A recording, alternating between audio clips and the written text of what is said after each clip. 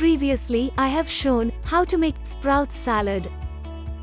In this video, I am going to show how to make healthy corn salad. It takes only 10 minutes to prepare. Before jump into the video, please subscribe and follow our social media channels for more healthy food videos. Ingredients: corn, cucumber, tomato, onion, salt, lemon, coriander leaves, pepper powder, and chili flakes. In the boiled water, add salt and corn, cook 5 minutes. Now, take all ingredients in a bowl.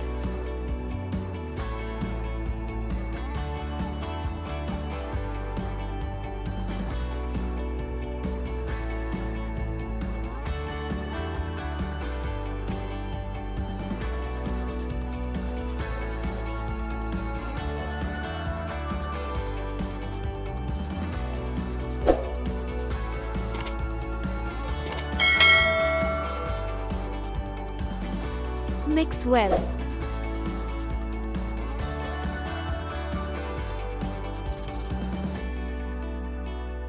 Now, corn salad is ready, which is good for health and weight loss. In the coming up video, I will show how to make mango lassi.